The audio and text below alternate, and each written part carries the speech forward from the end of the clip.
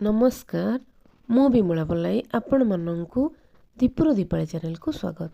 वृक्षलता बिना स्वार्थरे निजर पत्र फूल फल प्रदान करी मानव समाजर कल्याण साधन करिथंती।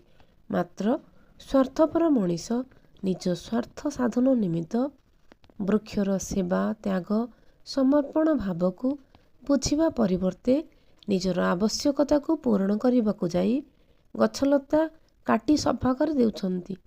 प्रकृतिर संतुलन रे बाधा उपजिबा सह प्राकृतिक विपर्यय देखादेवा स्वाभाविक। सही परिप्रेक्षी रे एक क्षुद्र कविता सुनाइबाकु जाउअछि।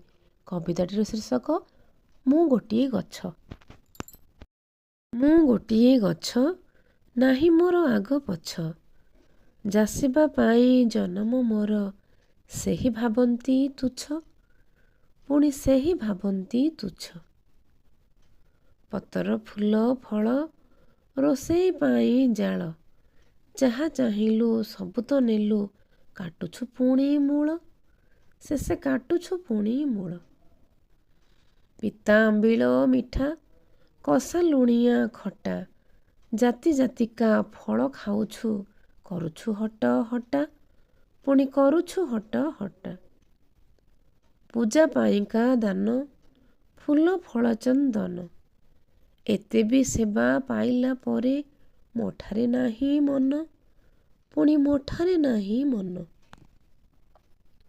दिए अमल जान शुद्ध थंडा पवन, ग्रीष्म काले जंगल रे मो जालुछु हुतासन, पुणी जालुछु हुतासन।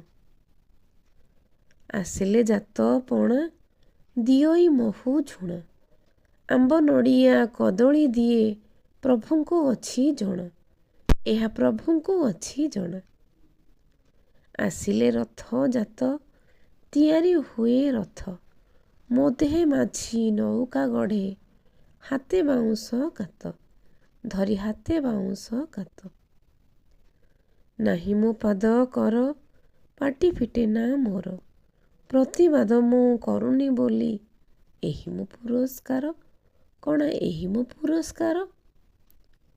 जहा तो नेलु देली, शेषे तो हाथे मल्ली, मरुड़ी हेले आजी कांदिनु, कांदिबु निश्चय काली, कांदिबु निश्चय काली। सुधरी जाओ भाई तो पाई बेल नाही, प्रकृति जदि दुष्कृति हेबो बंची पारिबु नाही, बंची पारिबु नाही। धन्यवाद। आपण मानकु जदि मो कविताटी भल लागुथाए तेबे भिडियोटी को लाइक कमेंट करने को भूलिबे नहीं।